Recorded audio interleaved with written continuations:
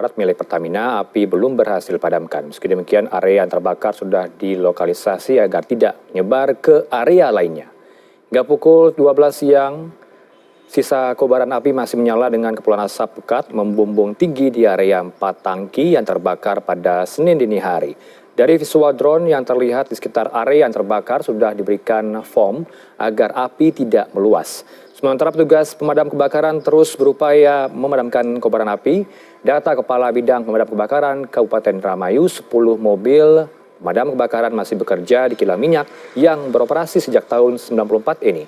Direktur Logistik dan Infrastruktur Pertamina Mulyono pada Senin pagi menyebut pemadaman dan pendinginan diprediksi memakan waktu 4 hingga 5 hari ke depan. Dengan asumsi itu, Mulyono menyebut kilang minyak Balongan mengalami kehilangan 400.000 barel minyak yang seharusnya bisa diproduksi. Sementara itu, Direktur Utama Pertamina Nike Widiawati memastikan peralatan utama produksi kilang tidak terbakar. Ia juga memastikan ketersediaan bahan bakar minyak untuk Cikampek dan Jakarta yang dipasok kilang minyak Balongan tidak terganggu.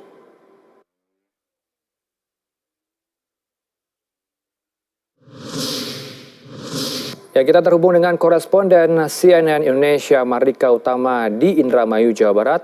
Selamat siang Dika. Dika, kalau kita simak pernyataan dari Pertamina mengklaim atau menyatakan tidak ada korban jiwa, tapi fokus Pertamina adalah mengevakuasi para warga sekitar. Tapi perkembangan terbaru di sana seperti apa, Mardika?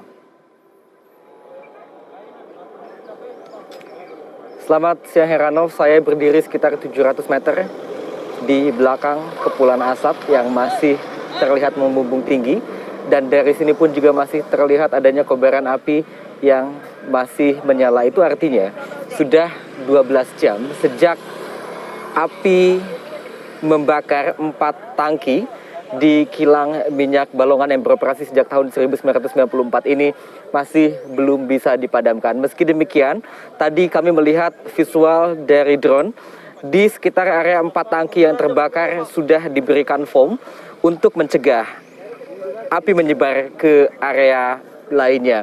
Dan 10 mobil pemadam kebakaran juga masih terus beroperasi di dalam, baik dari pihak Pertamina ataupun juga dari damkar milik Pemkab Indramayu dan juga dari Pemda Jawa Barat yang terus bahu-membahu untuk melakukan pemadaman.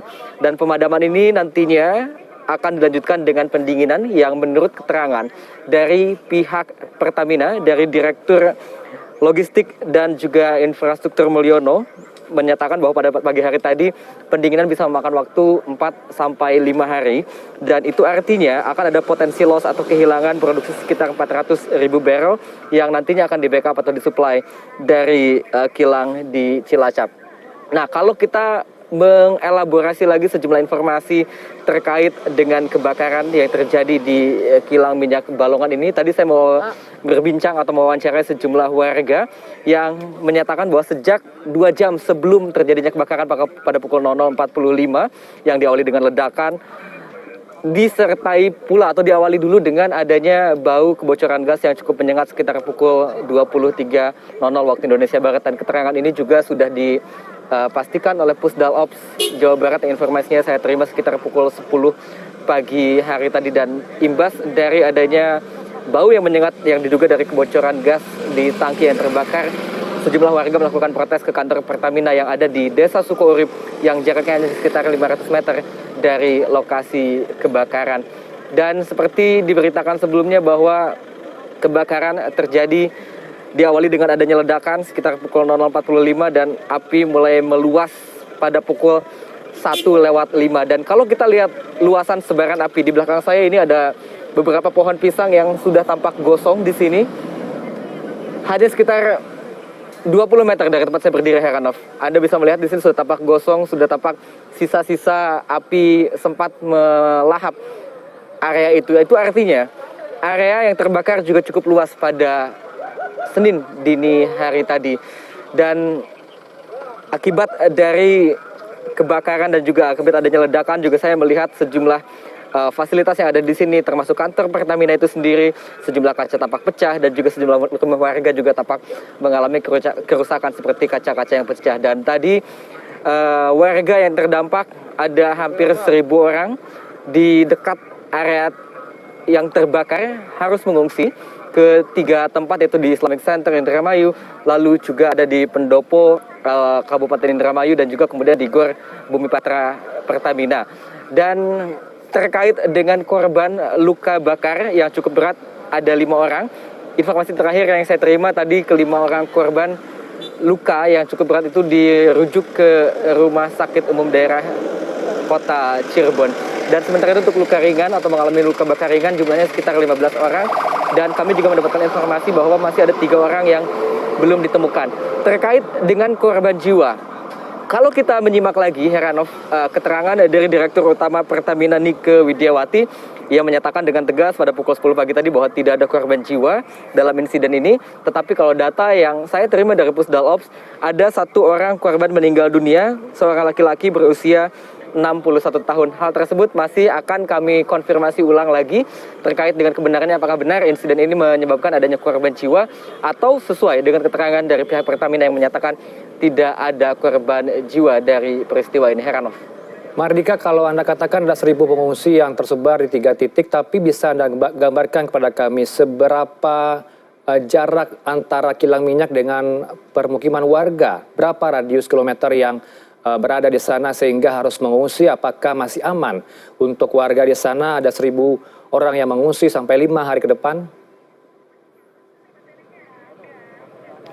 Ya, tempat saya berdiri ini sekitar 700 meter dari area yang terbakar, dan saya berdiri tidak jauh dari gapura Desa Sukourip yang merupakan desa paling dekat dengan area yang terdampak dari insiden kebakaran pada Senin dini hari tadi. Memang sejumlah warga sudah tampak kembali lagi ke rumahnya, meskipun di sini listrik masih dimatikan dan jalan akses menuju ke arah Cirebon juga masih diblokade atau masih ditutup. Tetapi memang mayoritas warga masih berada di 3 posko pengungsi yang bisa saya ulangi lagi adalah di posko pertama Islamic Center Indramayu, lalu di Pendopo, lalu juga di Gor Perumahan Bumi Patra. Dan pihak dari pemerintah setempat saat ini tengah melakukan pendataan ulang dan juga untuk memenuhi kebutuhan-kebutuhan mereka. Dan juga tadi Pertamina pada pagi hari tadi juga sudah mengeluarkan rilis yang memastikan bahwa protokol kesehatan di posko-posko pengungsian yang ada akibat atau imbas dari insiden kebakaran di kilang minyak yang mampu memproduksi 125 MBSD atau million barrel steam per day ini akan terjaga. Di sana juga disediakan masker, hand sanitizer, dan juga area cuci untuk mencuci tangan. Nanti setelah ini saya akan melihat langsung bagaimana situasi di posko pengungsi dan juga menggali lebih banyak lagi informasi dari sana, seperti apa keterangan-keterangan warga terkait dengan detik-detik adanya insiden kebakaran yang terjadi di kilang minyak Balongan. Kilang minyak Balongan ini beroperasi sejak tahun 1994 dan mensuplai kebutuhan bahan bakar minyak LPG untuk wilayah Cikampek dan juga Jakarta. Dan untuk aftur juga ada 3 bandara yang disuplai dari kilang minyak di Balongan ini. Tadi kalau saya melihat lagi informasi dari Direktur Logistik Pertamina Mulyono menyatakan bahwa untuk stok ketersediaan BBM secara nasional saat ini ada 10,5 juta barel, dan itu artinya cukup untuk 28 hari ke depan. Dan sementara untuk solar stoknya 8,8 juta, cukup untuk 10 hari ke depan. Sementara untuk aftur ada 3,2 juta barel lagi dan cukup untuk pemakaian 74 hari ke depan.